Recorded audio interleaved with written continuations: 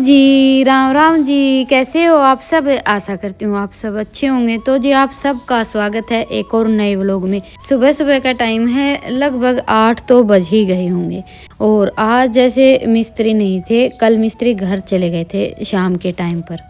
जैसे कल शाम को तो गए थे, रात को 7 साढ़े 7 बजे तक, शाम भी क्या रात हो गई थी। और आज या तो सुबह आएंगे या फिर दोपहर को, लेकिन सुबह आए नहीं थे। सोचा तो हमने यही था कि भाई सुबह तक आ जाएंगे, जैसे सुबह फिर से काम शुरू हो जाएगा। लेकिन मिस्त्री आए थे 12-1 बजे के आसपास। तो सबसे पहले तो हमारा ये था, जैसे पोर्च तो पूरा हो गया है और कमरों में भी टाइल वगैरह लगाने का काम हो गया था।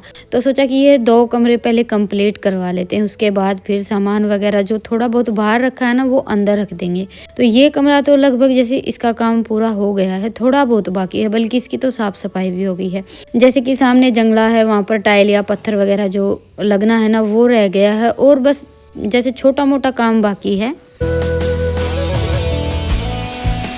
और वैसे भी देखिए मिस्त्री वगैरह के काम में हमारे हिसाब से तो कुछ होता नहीं है। हम सोचते हैं कि भाई जल्दी जल्दी सारा काम हो जाए, तो वैसा तो कुछ होगा नहीं। इनका काम तो अपने हिसाब से ही चलता है।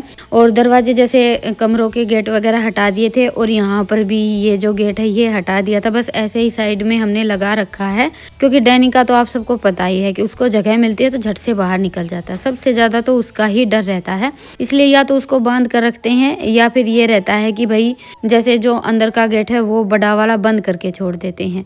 तो चलिए, अभी तो देखिए पक्षियों का भी आवागमन शुरू हो गया है। हम भी जल्दी जल्दी अपना काम समेट लेते हैं। तो जी अभी सुबह के टाइम में बथुआ रखा था काफ़ी सारा। कल मैंने साग बनाया था, कल या परसों बनाया था। और बथुआ तो लगभग हमारे घर में जैसे शाम को मैं तोड़ कर लेकर आई थी भाई रायता बनाने के लिए। लगभग जैसे टूटा हुआ रखा ही रहता है, रायता या पराठे वगैरह, रोटी, कुछ ना कुछ सर्दियों में बनता ही रहता है। बथुआ, पालक वगैरह ये सारी चीज़ें अभी घर के पास हैं, तो देखिए ये रहता है कि भाई तोड़ लेते हैं,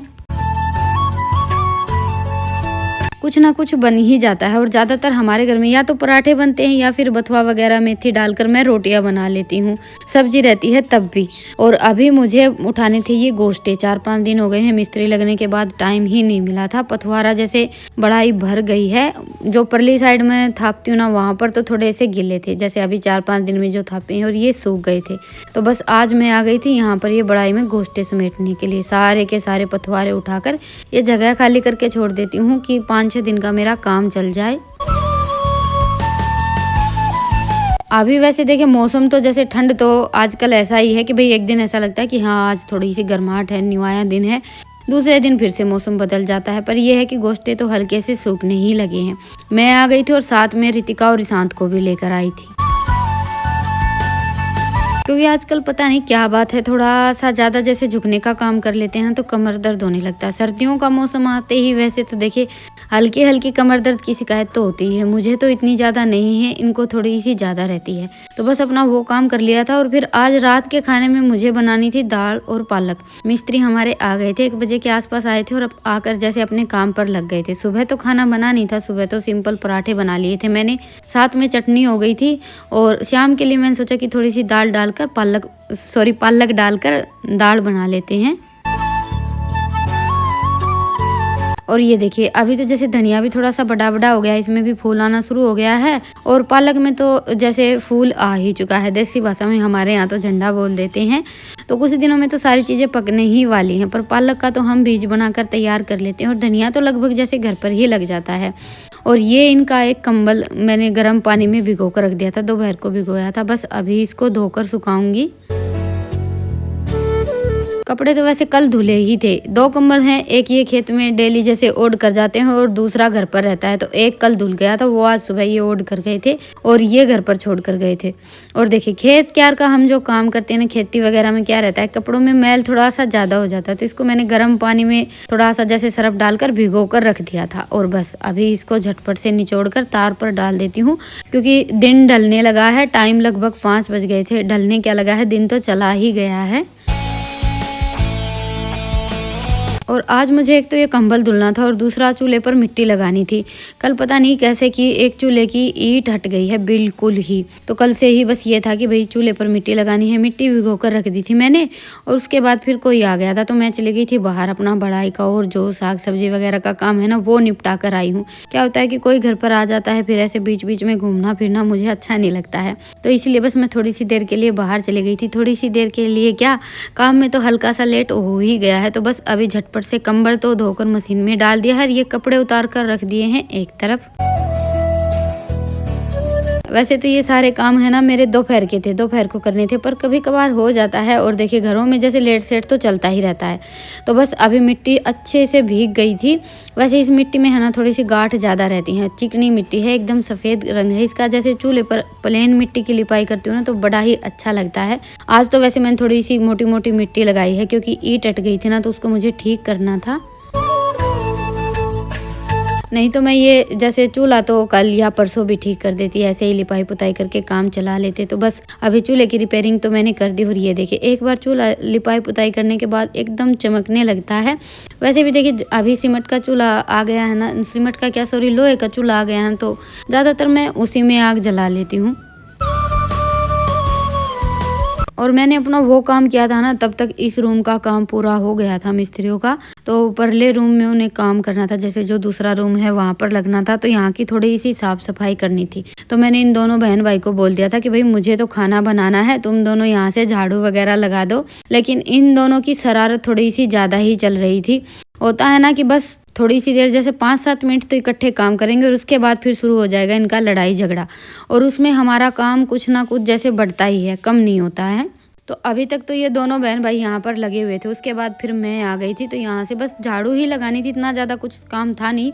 थोड़ी सी जैसे साफ़ सफाई करनी थी, थोड़ी बहुत मिट्टी वगैरह या जो भी कुछ लगा हुआ था वो काम तो ईशांत ने कर दिया था और मैंने लगाई थी यहाँ से झाड़ू। और बस मेरा इतना काम हुआ ही था कि झाड़ू लगाने का काम, इतनी देर में फिर ये आ गए थे खेत से, तो ये काम मैंने यहीं पर छोड़ दिया था। और आजकल यही चल रहा है, एक काम करो वो पूरा होता नहीं, उसी बीच में फिर दूसरा काम आ जाता है। तो बस अभी वहाँ पर मैंने रितिका को भेज दिया था, थोड़ा सा जैसे अड़ंगा वगैरह निकालना रह गया था और चूल्हा जलाकर चूल्हे पर चाट रख दी है। शाम के टाइम पर जैसे 5 बजे के आसपास तो हम चूल्हा जला ही लेते हैं। तो अभी खाने की तो तैयारी कुछ थी नहीं, जैसे दाल बनानी थी तो उसमें सीटी मैं गैस पर लगवाऊंगी, तो इसलिए मैंने चाट का डेगचा रख दिया था। बाकी वो काम जैसे कभी कभार हारा में रख देते हैं, टाइम मिलता है तो चूल्हे पर बन जाती है। आजकल देखिए सब ऐसे ही चल रहा है। तो बस अभी ये खेत से आ गए थे तो आते ही चाय तो मुझे बनानी ही थी। 4-5 बार चाय तो देखिए डेली बनती ही है और बाकी एक आध चाय एक्स्ट्रा भी बन जाती है। तो ऐसे करके पूरा दिन खाने पीने में ही निकल जाता है। तो अभी मैंने जैसे चने की और मूंग की दाल मिक्स करके सीटी लगने के लिए रख दी थी, और पालक मैंने साथ में डाली नहीं, वो डालूंगी बाद में।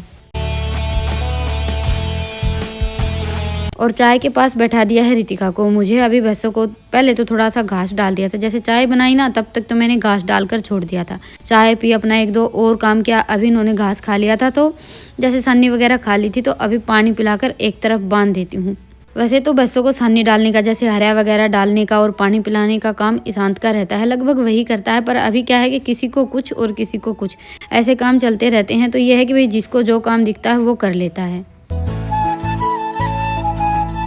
और वैसे भी देखिए ईशांत के तो छोटे मोटे जैसे मिस्त्रियों के पास ये तो खेत चले जाते हैं सुबह ही, तो जो भी छोटा मोटा काम रहता है ना वो सब ईशांत ही करता है। बच्चे थोड़े से बड़े होने के बाद सहारा तो देखिए काफ़ी हो जाता है। और अभी लेकर आया है लकड़ियाँ, तोड़ कर रख रखी थी, बस दिन छिपने को आ गया था। और आज चूल्हे के पास ईंधन उठाकर नहीं लाई थी मैं, तो वो काम मैंने इसको संभला दिया है। और अभी समेट देते हैं ये कपड़े। अभी एक तो अंदर रखने के लिए जगह नहीं और दूसरा इधर उधर हो जाएंगे ना तो फिर छोटे मोटे जो कपड़े हैं वो तो मिलेंगे ही नहीं। तो सोचा कि कुकर में सीटी लगती हैं, दाल बनकर तैयार होगी, तब तक मैं अपना ये काम निपटा देती हूँ। और कंबल मैंने जैसे धुला था, शायद थोड़ी सी धूप भी लग जाती और सूख भी जाता, पर होता है ना कि थोड़ा सा ज़्यादा काम रहता है तो हम कुछ ना कुछ तो भूल ही जाते हैं। तो इसको निकालना मैं भूल ही गई। अभी ये खेत से आ गए और इनका कंबल देखा, तब मुझे ध्यान आया कि कंबल तो धोया था लेकिन मशीन में से नहीं निकाला। तो बस अभी इसको मशीन में से निकाल कर तार पर डाल कर छोड़ दिया है। मशीन में भूल जाते हैं तो फिर हल्की सी इनमें जैसे स्मेल हो जाती है। और कभी कभार तो ऐसा हो ही जाता है कि हम कपड़े मशीन में जैसे सुखाने के लिए डालकर भूल जाते हैं। तो जी बस अभी चाट बनकर तैयार हो गई है और चूल्हे पर मैंने रख ली है कढ़ाई। चलिए दाल में तड़का लगा लेते हैं। और सबसे पहले मैंने ये मिर्च फ्राई की है, बस हल्का सा कट लगाकर फिर इसमें जैसे नमक लगा दिया था और तेल में से निकाल ली है। ज़्यादातर तो मैं चॉपर में जैसे लहसुन और मिर्च चॉपर में चॉप करके तेल में फ्राई कर लेती हूँ, वो ज़्यादा अच्छी लगती हैं खाने में। लेकिन आज दाल बनने वाली थी तो मैंने ये सिंपल मिर्च फ्राई कर दी हैं, क्योंकि दाल के साथ तली हुई मिर्च का काफ़ी अच्छा कॉम्बिनेशन रहता है। और फिर सिंपल सा तड़का तैयार करके ये पालक डाल दी है। पालक मैंने दाल के साथ तो डाली नहीं थी, क्योंकि चने की दाल थी, उसमें जैसे 4-5 सीटियाँ लगानी पड़ती हैं और इतनी सीटी लगवाने के बाद पालक थोड़ी सी ज़्यादा पक जाती। तो बस ऐसे ही मैंने कढ़ाई में इसको 5-7 मिनट के लिए पका लिया था। तो अभी पालक तो अच्छे से पक गई है और बस अभी इसमें डाल देंगे दाल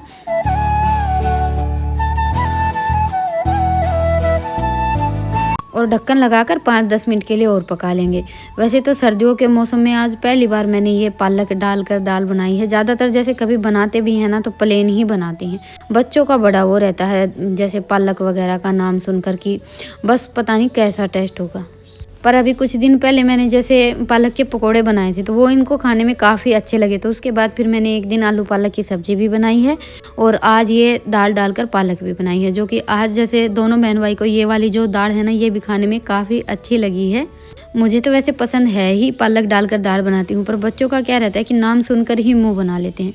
तो आज मैंने दोनों को बोल दिया था भाई एक बार खा कर देखना और फिर बताना। तो बस दाल बन गई थी। लास्ट में इसमें काफ़ी सारा हरा धनिया डाल दिया है और ढक्कन लगाकर दाल को रख दिया है एक तरफ।